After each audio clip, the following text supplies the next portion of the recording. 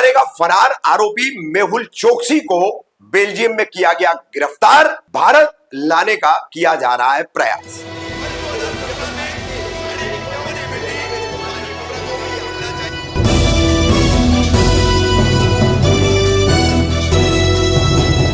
नवीन कामदार हिंदुस्तानी reporter में आपका स्वागत है। मेहुल चोकसी और नीरव मोदी, ये दो नाम हजारों करोड़ का घोटाला करके विदेशों में भागे हुए ये दोनों, अब इनमें से एक तो लंदन की जेल में बंद है नीरव मोदी, दूसरा मेहुल चोकसी जिसने बेल्जियम में पनाह ली हुई थी और बेल्जियम के साथ भारत की एक्स्ट्राडिशन ट्रीटी भी बनी हुई है। तो इसी ट्रीटी के तहत भारत सरकार की गुजारिश पर बेल्जियम सरकार ने आखिरकार गत 12 अप्रैल को पीएनबी घोटाला, जो लगभग 13,000 करोड़ से ज्यादा का घोटाला है, इस घोटाले का ये मुख्य आरोपी है, इस आरोपी मेहुल चोकसी को गिरफ्तार कर लिया है। एंटरप्रेन्योर में इसको गिरफ्तार किया गया है। मेहुल चोकसी कैंसर से पीड़ित है और फिलहाल उसका वहां पर अस्पताल में इलाज भी चल रहा था, लेकिन गिरफ्तारी के बाद अब उसे डिटेंशन में बेल्जियम सरकार और पुलिस द्वारा रखा गया है। जल्द ही बेल्जियम से मेहुल चोकसी को भारत लाया जाएगा, ऐसा सरकारी सूत्रों का कहना है। इस संबंध में पीएनबी घोटाले के पीड़ितों का पक्ष रख करके क्या बताया जा रहा है वो हम आपको दिखा रहे हैं। फिर मेहुल चोकसी के जो वकील है विजय अग्रवाल, वो किस तरह के प्रयास जो है बेल्जियम में उसकी रिहाई के लिए कर रहे हैं, सुनिए।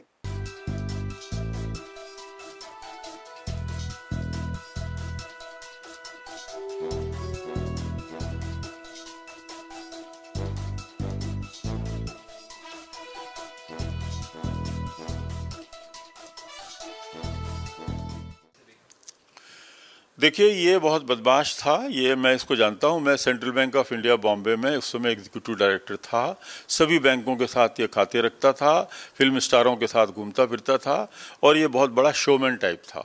इसका एक भतीजा था नीरव मोदी, ये दोनों ने मिलकर बहुत सारी बदमाशियाँ करी।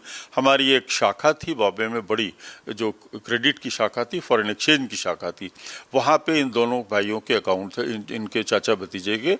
और वहाँ के एक स्विफ्ट होता है, स्विफ्ट माने रेमिटेंस, जो अंतर्राष्ट्रीय होता है, इंटरनेशनल, उसको उससे किया जाता है।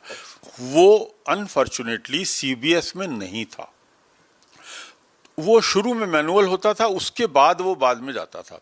उसके सिस्टम के कमी का इन्होंने फायदा उठाया। और भी इसने, वो तो बेसिकली नीरव मोदी ने उसमें ज़्यादा भाग लिया था, इसने उसका थोड़ा बहुत फायदा लिया। इसने अदरवाइज फ्रॉड किया, सामानों को इधर उधर करके, गलत उसका वैल्यूएशन देके, और बैंक वाला इतनी माइन्यूट इंस्पेक्शन कर नहीं पाता है, इससे बदमाशी करी थी। बैंकिंग अफेक्ट हुई थी, पीएनबी का नाम उस समय थोड़ा सा अफेक्ट हुआ था, लेकिन पीएनबी का शेयर ऐसा कोई खास ज़्यादा अफेक्ट नहीं हुआ था, क्योंकि पीएनबी की बैलेंस शीट बहुत मजबूत थी, बहुत मजबूत आज भी है।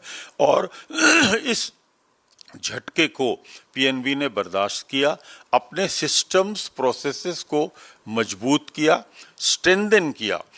आपने पूछा अन्य बैंकों में, सभी बैंकों में जहां कहीं भी नहीं थी ये सुविधा, आरबीआई ने और कड़ाई करी और वो स्विफ्ट भी सीबीएस का पार्ट बना। तो जो कमियां, जिन भी कमियों से इन्होंने बैंकों के साथ ये खेल किया था, वो कमियां दूर की गई पीएनबी ने और बाकी बैंकों ने।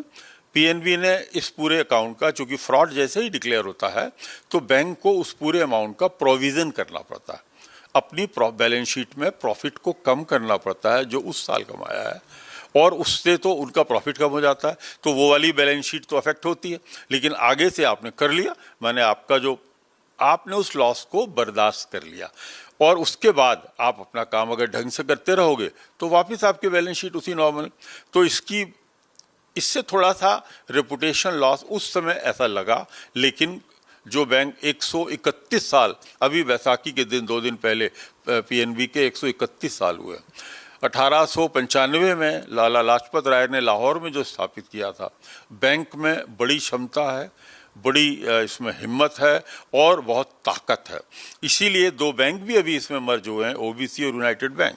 अगर वो जो आपका प्रश्न था उससे इसको क्षति पहुंची होती तो ऐसा सरकार नहीं करती, ऐसा कुछ नहीं। हाँ, वो 13,400 एग्जैक्ट आपको अमाउंट बता रहा हूँ, 13,400 करोड़ का जो इसने घोटाला किया था, वो ये अभी एक जगह है बहुत छोटी सी, एंटीगुआ वेस्ट इंडीज का एक टाउन है, वहाँ की इसने नागरिकता ले ली, सिटीजनशिप, और ये वहाँ पे छुपा हुआ था। वहाँ से हमारी शायद एक्स्ट्राडिशन ट्रीटी नहीं है, इंडिया ट्राई करता रहा, पर ये पिछले वर्ष बेल्जियम आ गया यूरोप में।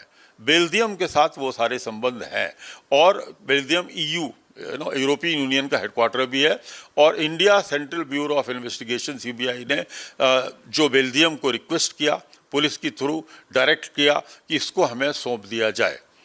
ठीक है, ये तब से प्रक्रिया चल रही है, और बेल्जियन गवर्नमेंट ने उसको अब अरेस्ट कर लिया है।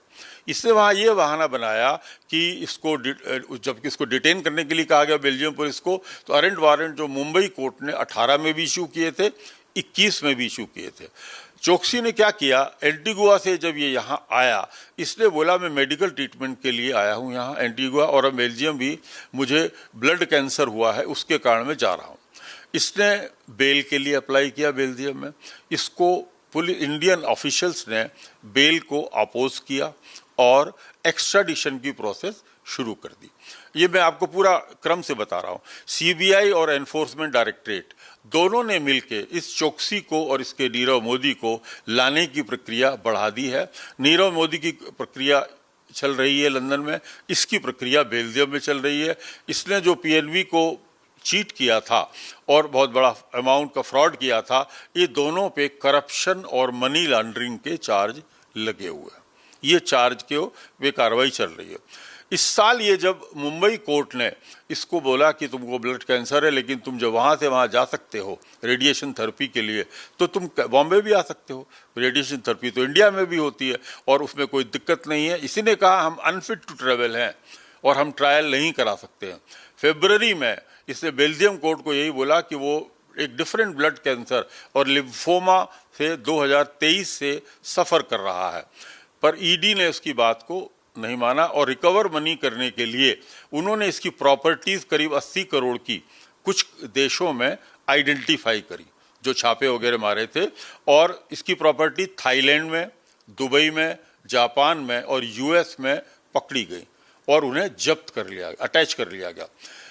वो जो इसकी और इसके कंपनियां, जिसकी बहुत सारी कंपनियां इसने फ्लोट करी हुई थी, उनके नामों पर थी।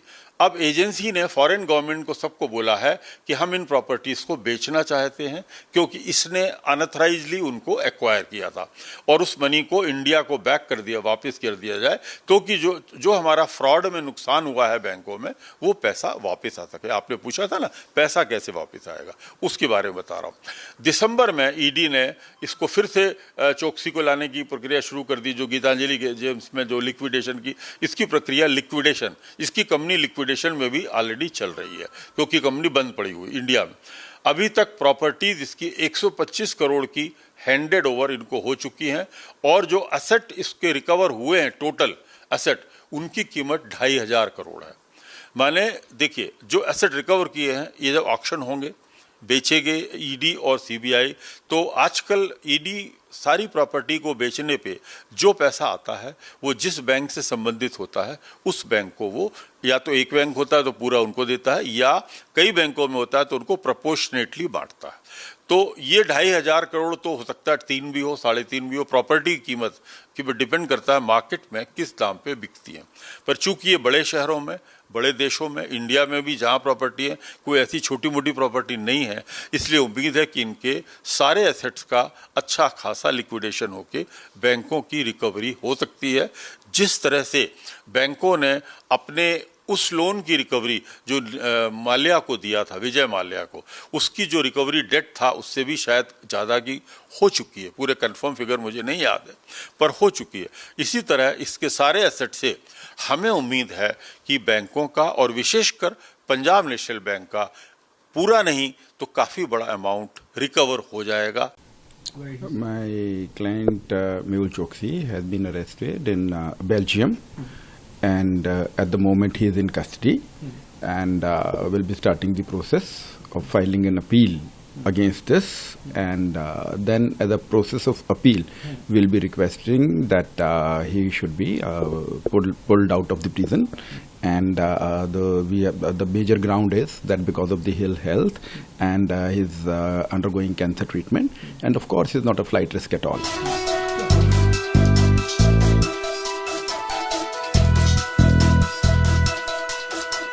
है।